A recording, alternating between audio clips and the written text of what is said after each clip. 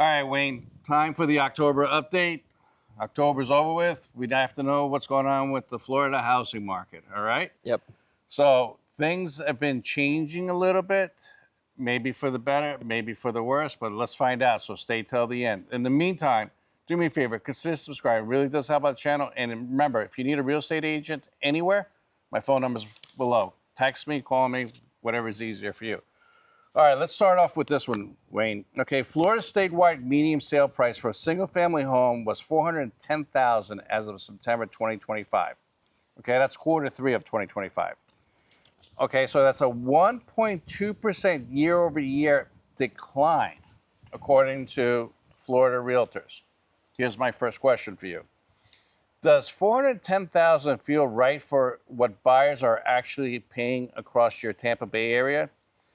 Like, what are you dealing with? Like, when people are approaching you, what are they saying? Hey, what could I afford? Are people still coming up to you saying, hey, Wayne, I need a house at 250, 300,000? Or are they saying 410? Well, here's what I do. My process is always to see what people qualify for. And that's, I got to deal with the lender and see what they qualify for, then have a discussion about, is this going to be able to afford the lifestyle that they want? Maybe some of their wish list, like the pool, may not be a thing. Maybe the fourth bedroom and the office aren't a thing, depending on the area that they want to be in. So one of the things that I'll say is the 400,000 price point, yeah, that will get you a home.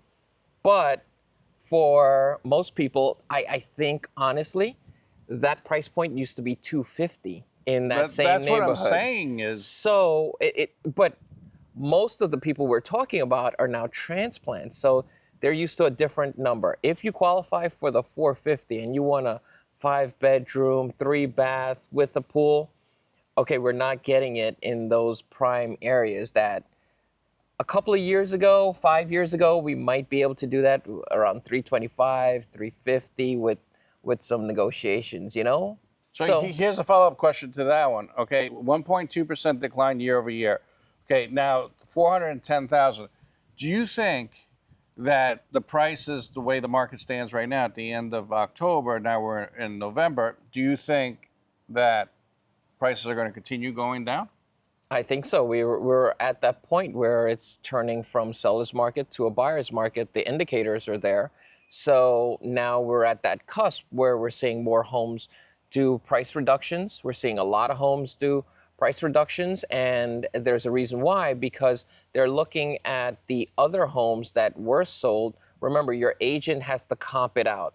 It has to be based on sold homes over the last 90 days. So as the homes are selling for less, that's adjusting your comp. So if you got a home that's been out on the market 3 months and a new one comes along, might be the same specs, you're going to see their prices lower. All right, so since you brought that up, let's talk about month supply, okay?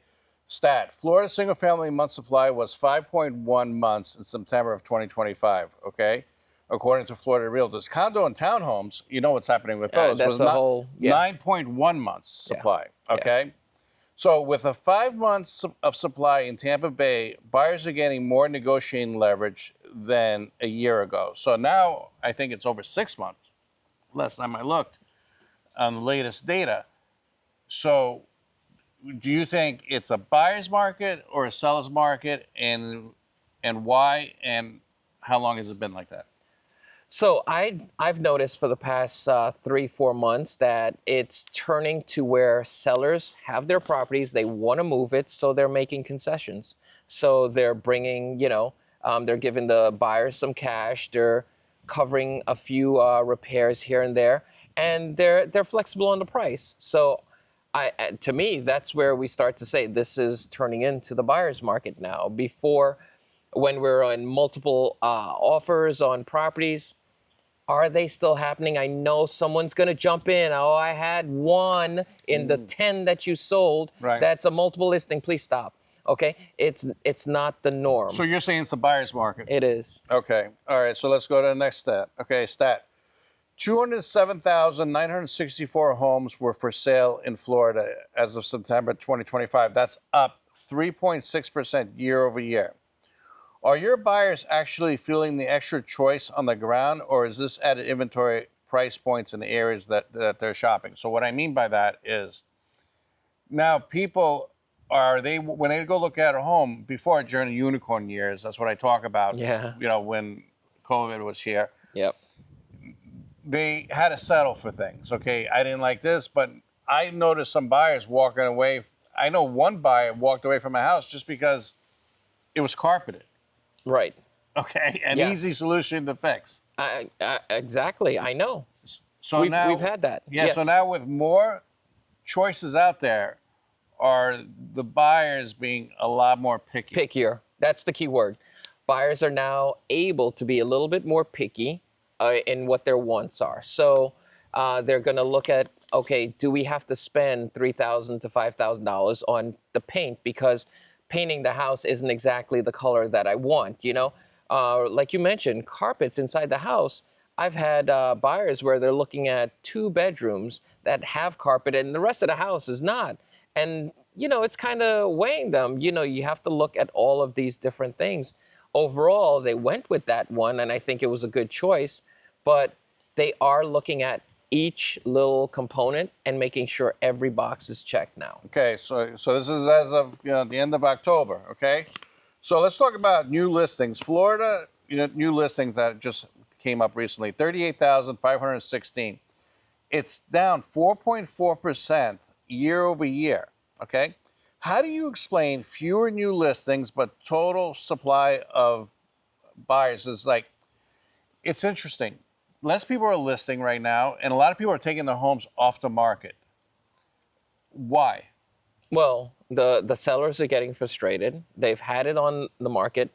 A lot of sellers have had their properties listed by multiple agents, and they're at this point where I think they're stuck on, here's what I need in order for me to move on to the next property. And that's the problem.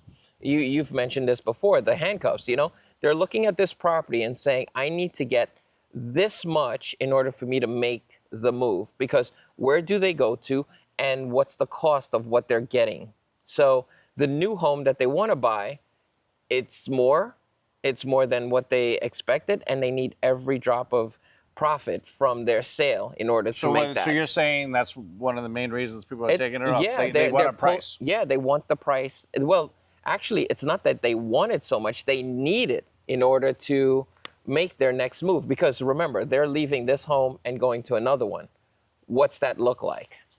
And that's where they're in a tough spot. I've actually gotten a lot of people saying, you know what? I'm going to wait until the market gives me the price that I want, and I'm turning around and renting the home. Certain homes qualify for that, and they're able to rent out the home and make a decent profit for that 1 year because they're looking for the interest rates to go down so the house prices can go up. Exactly, like what I'm trying to do on one of the properties that you're saying. Yeah. 100%. So that's where we're at. Okay, mortgage rates have been dropping. Okay, the last 4 weeks they've dropped. I think the last time I looked it was just, don't hold me to it, look at it, but it was like 6.17, something like that. Okay, and a lot of people are saying they're on the sidelines because of mortgage rates. Like I always said, if the rates are 8%, the market is kind of dead. If it's 7, people are still not going to jump in to buy a house. 6s, they're dipping their hands in, seeing what's out there. If it goes into the 5s, I think that's the sweet spot. What are you seeing from, as of now, the buyers? What's their sweet spot? What's their feelings about interest rates? So the buyers still need the low interest rates because you may want a $350,000 home, but that half a point is going to make a big difference and knock you down to about 300,000, which 50,000 in the ideal home, that buys a big difference. That's going to jump you from the house with the pool versus without. That's going to give you the 3-bedroom with an office or a flex space versus one without. So it's going to adjust your brackets as to which home you can look at. If you can only qualify for that much, because people look at not so much the loan amount, they're looking at the monthly amount, what they can afford monthly. I want to detour off of that question just slightly. So basically, I had a buyer that went to buy a house. I did the inspection for, and everything was going good. The inspection was fine, and they were going for it. But they decided to stop at a build center not far from here, right down on Little Road, and they offered them, believe it or not, 4.35%. Yeah. Again, I didn't see it. That's what they're telling me. So, and they offered closing costs, Yes. and they offered some upgrades to the house. Yep. Like a sweet, sweet deal. Yep. So they got out of the other one, and obviously they're buying the new one. Even though it's new, they want me to do an inspection because even with brand new homes, You need it. you need it. Absolutely. But are you starting to see that new constructions now in November and as of October is going to be a continuing force on existing homes? New construction, I've said this for months. You could probably jump back on one of our videos. We talked about it. And I'm telling you, new construction is the enemy of the sellers right now because they're the competition. They're the ones that are building these homes and are crushing it with the incentives. So they're not only paying the buyer's agents fees, that's already covered. So that's about 2 to 3% that usually the buyer would have to take on now. They're looking at closing costs wrapped in up to $20,000 to $50,000. So by the time they work their fees in, and of course you're using their lender, so you're using their lender, everything's done in-house, and they're offering you whatever closing costs. So you could save easily $16,000 on closing costs. The money that you're bringing to the table, they're even making, some deals on because you have a red tag special or inventory home. So it's already built. You can turnkey move in. So they're crushing it. And that interest rate, I know for a fact the interest rates are around 4. And if you wanted to, just think about this. You could still buy down the rate out of your own pocket. Yeah, because the construction companies are buying everything in bulk. They're buying everything in bulk. But, I got a phone call, when I gave my phone number out to see if everybody needs a real estate agent. They're like, you know what? I probably don't need a real estate agent because I'm going for new construction. Oh, gosh. Okay? Big mistake. It is a mistake because the people that they going into the build center is representing the builder. I just want you to touch on it. Why? Yes. It doesn't matter. I'm not saying use Wayne. I'm not saying use anybody I know. I'm just saying in general, why is it a good idea? Right. So here's the thing.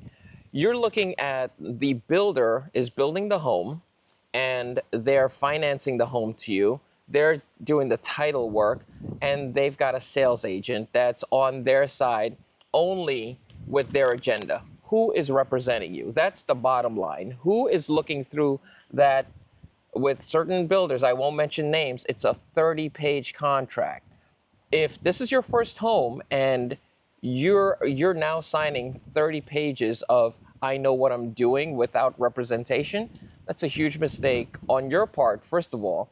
The second thing is, like I mentioned, they're already paying for an agent. So there's money that you're leaving on the table because your agents actually know those other builders and what incentives they're pushing because they send it out to us all the time. So you may think you're saving some money by going in by yourself, but really you're walking into a casino and the whole house is versus you. So it's not a good setup for me. I don't think that you should do that because when you're getting into this, what's included? How do you know all the questions to ask? And again, I know you have a history with builders. I have a history with builders. We know what type of expectations there are with these builders. The ones that cut corners, the ones that, you need to say, no, my inspector is required to be here. You have to give him access. These are things. Who's going to go behind the walls and see the work that's done? You're not qualified. I'm not judging everyone out there. You may have bought 3-4 homes in another state. When you come down here, it's totally different. It's a totally different animal. Totally different. And you have to know how these builders play. So you're putting yourself at a disadvantage, and you're really losing out on money when in your mind you're the only one thinking you're saving money by dealing one-on-one with the Well, dealer yeah, and the builder. cost of the house doesn't change. Okay, No. let's talk about this one. A lot of deals are falling apart that I'm noticing right at the end. Okay, so something happens, but it's happening more and more because of insurance. Oh, yep. Okay, and or is now the insurance situation in Florida? I know the Citizens trying to knock a lot of people off their roles Yeah. and put them on other people, and I know other insurance companies are moving in here. We'll do a whole video just on insurance. But is Florida, and we didn't have any hurricanes this year, thank God. Thank goodness. Yep. Okay, so do you think the worst of the insurance problem is behind us or still ahead of us? Well, I'm going to have to resort to history. 10, 20, 30 years ago, Florida had problems with insurance. I don't think we've got a fix yet. That's my conclusion, and it's based on history. So insurance has always been an issue here. We know what the symptoms are, and until they treat the symptoms, we're always going to have the same problems. They have to not allow these insurance companies to pull out after a major disaster and then come back a couple of years later, you know? Right. And that's an ongoing thing. So there are very few companies that are still here that have been here. Even ones that have been here, I'm not mentioning any names, but they stopped taking New clients. new clients. Yeah. So how does that help anything? It doesn't help the situation. You're an insurance company. This is kind of what you signed up for. So do your job, issue insurance, and obviously we know they're profitable. They make tons of money. It's one in every so often, 10 years, 15 years, that we have these major catastrophes. And there's always help. There's government funding. So these companies shouldn't be folding up saying, we're just going to leave these people that have been paying for, several years out in the wind and abandon them. So that policy needs to change. Okay, so that hasn't changed. We have to talk about a little bit about condos because, and townhouses. Now, as of November 2025, where we are now, what is your opinion on the state of condos? So condos, I think they're in a spiral, unfortunately, and I don't delve into that well enough to know what a potential solution would be. Condos are in a unique position where they have so many problems, and here's the problem: the governing rules from one to another vary. So you can step into a condo and everything seems right, the numbers match up, it's exactly what you want, and then as soon as you close, they hit you, well, we're going to redo the roofing, it's going to be expensive, there's an assessment, and now your payments may double. So it's an unstable environment right now, and they need something to stabilize it. Okay, let's talk about a little bit. I can give you some stats, but in general, let's go into this one, okay? Foreclosures, short sales, people behind 30, 60, 90. I'm not going to give you a number because when I was doing research, Yeah. the numbers varied from one to another. Okay. So they weren't Fair enough. consistent. Yep. But I can tell you this one. There's an increase, There's right? an increase. Yeah. There's an increase. Yeah, that's the consensus, right? Okay, Let's so deal with that. do you think that it's going to increase, or do you think, basically what I'm trying to get at is, have we reached the bottom of the housing market? Tampa Bay, in this area, in Florida in general, I always felt like we're ground zero because we were the fastest to go up.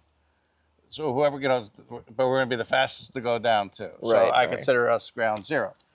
Do you think that we reached our bottom and going forward, things are going to get better? I know the government shutdown doesn't help. What do you think? So this again gets to certain spots where it's specific. So it's area specific, but the areas that are trending that way, I don't think they're at bottom yet.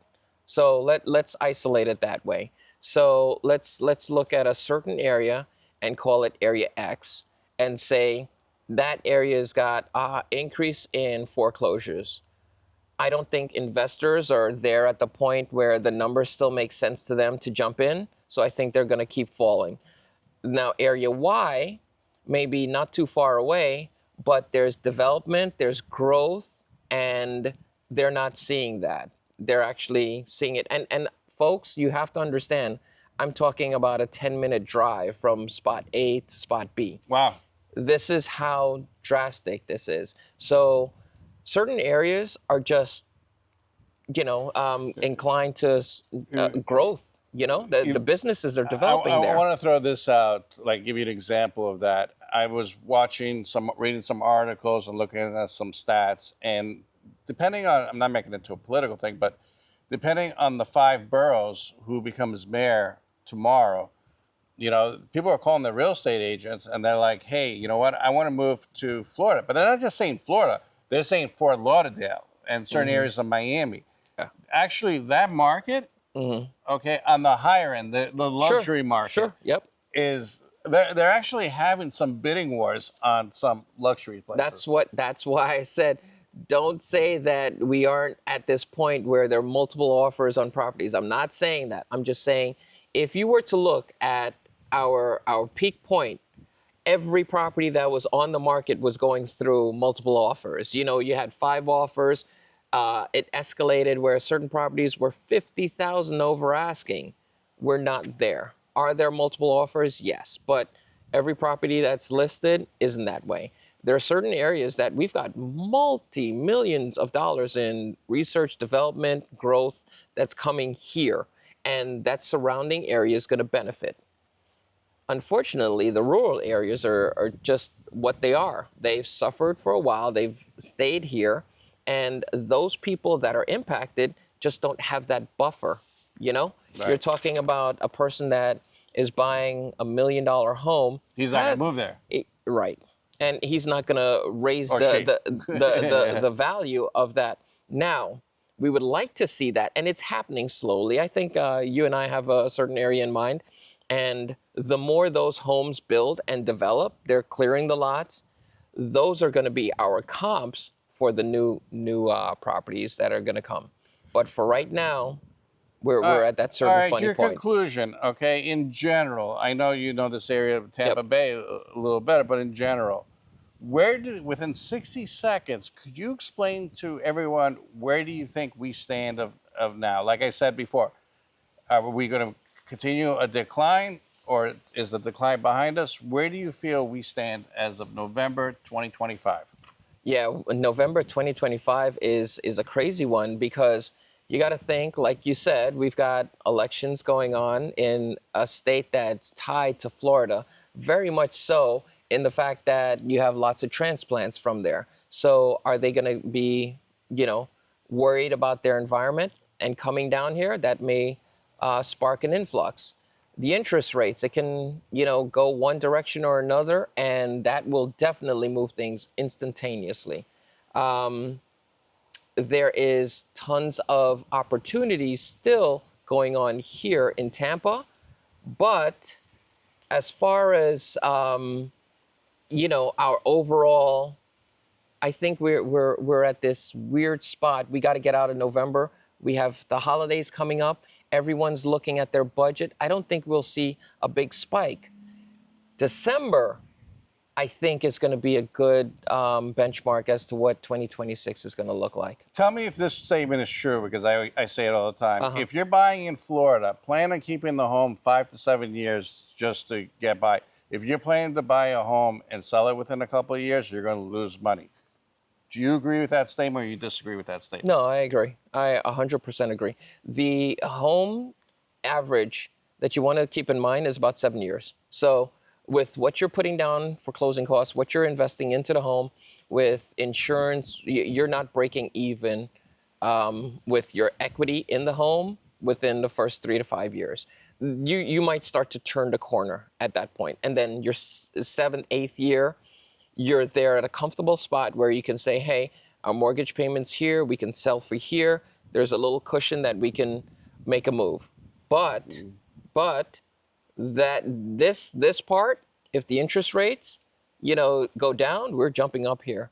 So if that happens within that 3 to 5 years. So you're basically saying a lot of it is being driven by rates right now. Oh yeah, and sentiment. I think overall people are in an unstable. Right now we're talking about there's a government shutdown. There's, you know, a lot of angst, a lot of concern and worry. So people aren't just willing to pull the trigger. So December, I think we'll have a lot of these things kind of baked in. I can't see that government shutdown lasting longer than this week. We'll see what happens. And then we'll see how the markets settle, because a lot of people are concerned. A lot of people pull their money out of their retirement fund to make that, you Yeah, know, of down course. Yeah, payment. yeah, yeah. So if you just lost 10, 20 grand in the stock market and you looked at, you know, September statement and you see a big difference September, October, you're like, let me wait, because that's the money that I was going to use to Yeah. put down. Absolutely. Anyways, that's today's video. Like always, if you need a real estate agent or you just have general questions, my phone number is below. Text me or call me. And in the meantime, do me a favor, consider subscribing. I know I say it all the time. I don't like saying it, but it's important for the channel. And watch this video right here. I picked that out just for you guys. It's a really good video, and we'll talk to you in the next one. Thank you, and have a great day.